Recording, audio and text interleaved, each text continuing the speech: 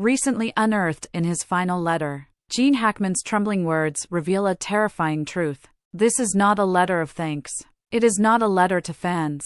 It is a merciless indictment that Gene Hackman wrote about himself, a man who spent his life running away from applause, only to realize that his most persistent pursuer was a ghost named Gene Hackman. For the first and last time, he shouted out all the untold secrets. This letter not only shocked fans, but also ripped apart the legend's facade, exposed a wounded soul, and dragged us all into the hell in which Gene Hackman was trapped. Read on. If you dare to look into the darkness named Gene Hackman. Chapter 1. The Man Who Left Hollywood. One day Gene Hackman walked out of Hollywood like someone who had completed his last mission without looking back, leaving no obvious traces. He did not announce it to the media. There was no exclusive interview explaining his reasons, nor was there a grand farewell to the colleagues who once dominated the screen with him. People only realized he was gone when invitations to events in 2005 were returned with a short note from his personal assistant. Mr. Hackman politely declines. There was no further explanation. Beverly Hills was where he lived for almost 3 decades. From the days when he was a young actor struggling for supporting roles to the days when he held an Oscar in his hands. The hillside house where he ran every morning and sat with a cigar every evening, looking out over the neon-lit city, was suddenly put up for sale without warning. The young couple bought this house completely unaware that every wall witnessed every emotion of the legend. Santa Fe, New Mexico, where Gene Hackman chose to make his last stop, for many, was simply a barren land covered in desert dust, with nothing but bald hills and sun-baked skies. But for Gene, it was where he felt most comfortable. No paparazzi, no pushy producers calling, not even fans waiting at the door for autographs. Hackman and Betsy Arakawa, the woman who followed him from the bustling world to this peaceful land, chose a small house hidden behind cacti and rocks. Ghost in the desert. That's what the neighbors called Gene Hackman, a name they didn't dare say aloud, a figure they rarely saw in real life, only heard by the engine of his old pickup truck every morning as he drove down the sandy dirt road. Gene barely talked to anyone except Betsy. One time, an elderly man who lived a few miles away said he was sitting on his porch, staring far into the sunset. I don't know what he was thinking, but he looked like he was waiting for something. What could have made an American film icon who dominated Hollywood choose to live so quietly? Gene rarely mentioned his concerns in an old interview long before he retired. I don't want to die under the spotlight. This sentence was like a prophecy. He wasn't afraid of the end, something that everyone would have to face. But he was afraid that this moment would be recorded, examined, turned into sensational news in the tabloids. Betsy Arakawa, Gene's partner for many years, told an old friend that Hackman never mentioned fame. He didn't turn on the TV or watch any of his movies.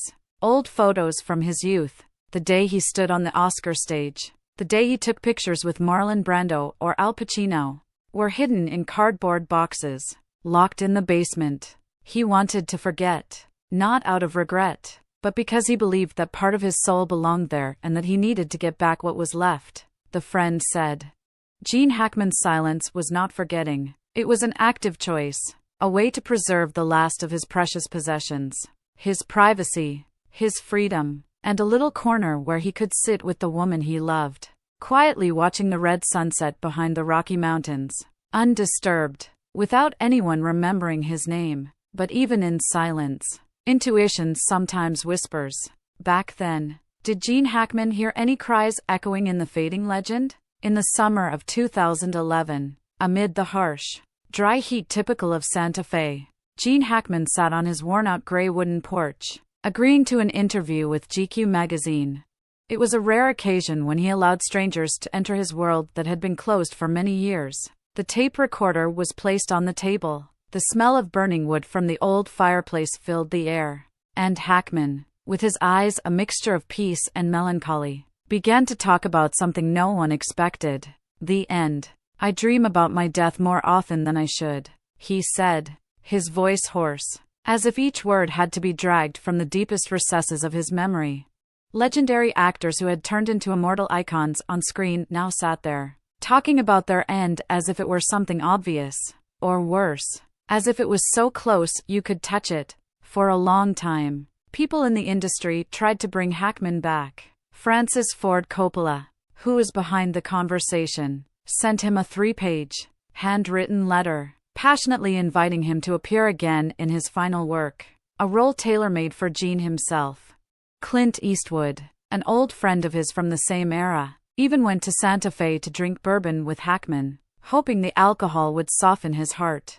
But Hackman refused them all, not because he hated cinema, but because he understood that some doors had closed and reopening them would only accelerate the rotting of what was inside. Gene Hackman lived out his final years like a legend, erasing his name from history. But no matter how hard he tried, strange thoughts of the end kept creeping in, clinging to him. The first evidence came in 2018, in a handwritten letter sent to Dustin Hoffman, an old friend with whom he shared difficult beginnings in New York.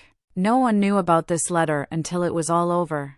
When Dustin revealed this, Hackman's shaky handwriting became the first fragment revealing his complex psychological picture in the last years of his life. If one day I disappear, remember that I was happy, but not always. Strange news, both light and heavy at the same time. Was it goodbye? Confession? Or perhaps the distant echo of a soul that had stood on the peak and was now walking towards darkness? Those who were close to Hackman understood that he was not the type to say such things easily. He lived his entire life with iron discipline, hiding all his personal wounds under layers of humor and toughness. However, in this letter Hackman revealed for the first time his most vulnerable side. A man who had everything, but at the end he was afraid of his own existence. Betsy Arakawa, his wife, who was with him through all his ups and downs, also told a close friend, "Some nights Gene doesn't sleep. He sits by the window, looks into the darkness, is silent for hours. I don't ask because I know there are storms in his heart that I can never reach." The appearance of letters. Strange dreams. Mornings when Hackman rode his bike around town and then stopped for a long time at the little cemetery on the corner. Everything seemed like silent signs that only the discerning would notice. Gene Hackman wasn't afraid to leave. The only thing that bothered him was perhaps his obsession with being forgotten. Or worse, being remembered in a distorted, deformed way. Something he had despised all his life. The letter to Dustin Hoffman, later placed in a small glass frame in Hoffman's home, was like the last reminder of a friendship that had lasted more than half a century. If one day I disappear, maybe Gene Hackman never really disappeared. He simply withdrew, slowly fading into the desert darkness, letting his last whispers echo like the echoes of a fading legend. Chapter 3, The Letter That Shouldn't Exist. In January 2024, when the name Gene Hackman had been almost forgotten by the Hollywood media, a sudden earthquake struck from the most unexpected place. His old office, a small room in Santa Fe where only the harsh desert sun visited him for over a decade. The instigator of all this was a figure who was thought to have disappeared from Hackman's life long ago. His former personal assistant. This person, whose name was withheld at his request, unexpectedly contacted the veteran journalist with information that even the most experienced news hunters could not believe. Gene Hackman left a top-secret letter, hidden for over 15 years, that no one knew existed, including Betsy Arakawa. An old envelope, its edges yellowed with age, was found in the bottom drawer of the oak desk where Gene Hackman wrote every day. On the front page, in sure and neat handwriting, but shaky at the end, he left a note, "For those who will care when I'm gone." Just a few words, but each word cut into the quiet space of the dusty room like a knife. Those close to Gene knew he was not the type of artist who easily expressed emotions, much less who liked to expose his private thoughts. Yet within that envelope, Gene Hackman's most intimate, deepest voice was carefully wrapped, waiting for the day to be revealed. When the letter was opened, the first thing that sent chills down everyone's spine was the handwriting. It was definitely Gene's. Each letter slanted slightly to the right, the commas placed slightly outside the grammatical rules, just like in the handwritten letters he sent to Dustin Hoffman or Coppola. Not a forgery, not a false document. This was Gene Hackman's last confession, something he did not have the courage to say even in life. The letter was almost 3 pages long, with no flowery introduction, no tearful goodbyes, Gene started straight away, as he had lived his entire life. Cold, determined, not letting personal emotions get in the way. But the more people read, the more clearly they saw the darkness he had carried within him for almost a century. I always knew how my story would end. The first sentence was like thunder in the desert, not a vague premonition, not a cruel joke of fate. Gene Hackman wrote about a truth he had known for a long time, even from his youth. The letter did not specify what Gene was referring to, but the following paragraphs gradually revealed the untold secret. He talked about a night in 1956 when he was an unknown young man working at a small roadside diner. That night, while cleaning the kitchen, Gene heard a voice behind him. Not a customer, not a colleague, but his own voice coming from a place Gene could not place. It was me, but older, much older, and he said, "You won't die in Hollywood. You'll disappear in the desert." Gene stated that from that moment on he lived like someone running from his fate. Every role, every award, every time he stood on the Oscar podium, none of it could erase that sentence. It haunted Gene throughout his best years, and the older he got, the more he believed that the voice wasn't an illusion. It was a call from another Gene Hackman, a version that knew the end the current Gene had to endure. The letter ended with one sentence, like an omen. "When I'm gone, you'll finally understand why I left." On the day the letter was published, Hollywood was shocked. Fans were stunned. No one fully understood the message Gene Hackman left behind.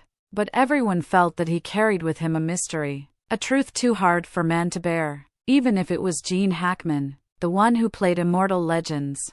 And so Gene Hackman, although he quietly left this world, left a question still unanswered, a question that haunted even those who had the courage to read his last letter.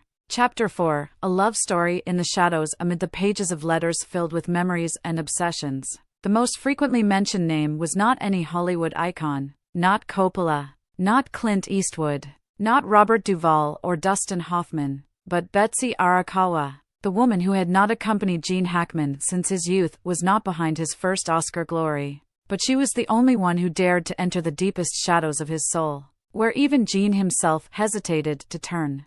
Betsy wasn't a star. She wasn't a red carpet glamour or the type of woman who would happily mingle at Beverly Hills power parties. When Gene met Betsy, she was just a quiet pianist who preferred to read rather than talk. And perhaps it was this calmness, this gentle but extremely decisive demeanor, that pulled Gene from the maelstrom of fame he once thought he would never escape. In the letter, Gene wrote about Betsy in trembling words, both deeply loving and slightly afraid. "Only she knows who I really am." Betsy was not only his wife, his partner, but also the keeper of his last secret, the only one who could see Gene Hackman under the mask of the movie legend. He called it my last sanctuary, the last stronghold in the vast desert where Gene didn't have to play a role, didn't have to strain under the flashlights, didn't have to smile at those he didn't trust.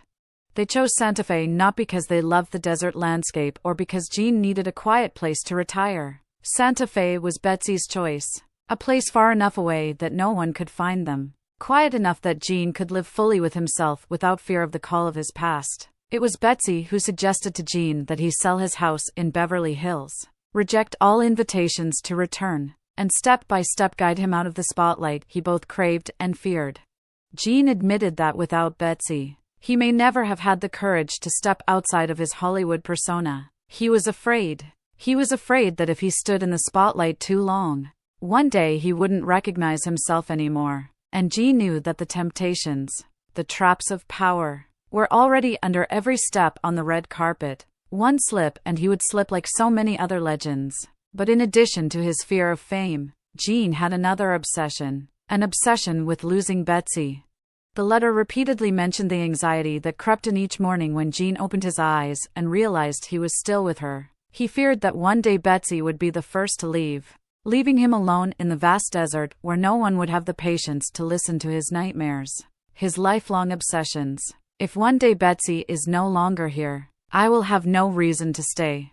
This sentence was not simply a late declaration of a man's love for his wife, but Gene's final statement about his relationship with this world. For Gene Hackman, Betsy was not just love. but the only thread holding him to reality. Without Betsy, Gene knew that the doors he had been trying to close, the doors leading to his past, to his dark dreams, to a ghost predicting his fate, would all burst open.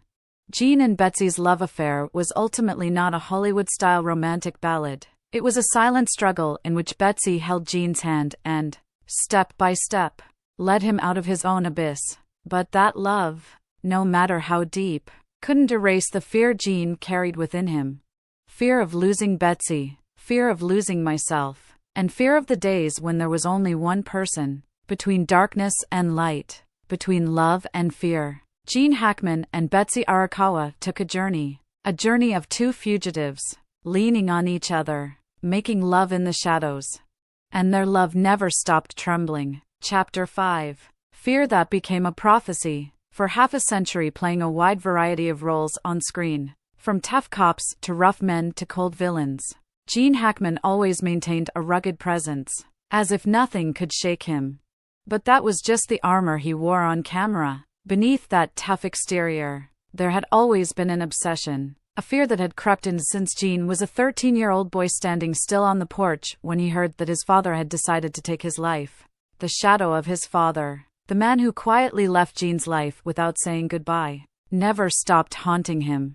In pages of letters found after Gene's departure, he wrote that there was a curse running through the Hackman bloodline, a haunting curse. All Hackman men die alone or close the doors of life with their own hands. Gene never mentioned this curse publicly, but it was the dark background music that played throughout his life, even as fame surrounded him and awards filled the shelves. Gene Hackman always felt that something invisible was following him, as if someone was constantly whispering in his ear about the inevitable end. He once told some close friends about recurring dreams in which Gene stood in a vast desert, alone, without Betsy, without anyone, only sand and wind, and in the distance he could hear his father's hoarse voice. This dream haunted Gene so much that even in his greatest years he always refused to play roles involving men who destroyed themselves. In the letter, Gene did not explicitly admit that he believed in supernatural or predestined fate, but between the trembling lines he left a memory that sent shivers down the reader's spine. Gene told of a winter afternoon in 2008 when he stood at the window of his Santa Fe home, looking out at the endless desert. At that moment, Gene suddenly felt cold air envelop him, colder than the desert winds. And then he heard someone calling his name. The voice was hoarse, tired, but so familiar that Gene shuddered. It was the voice of his father who left Gene when he was still a boy. This moment didn't last long. Gene turned around. The house was empty, only Betsy sitting and reading a book by the fireplace. But from that moment Gene knew. He felt the presence of something very close, very real. I don't know how it will happen, but I will know when it is close. The line Gene left was like a prophecy to himself. He didn't know what day it would be, but Gene was sure he would feel the cold breath of fate as he stood behind him. The curse of the Hackman family was not just a family story, but for Gene it became a guide in all his life choices. He slowed down, left Hollywood at his peak.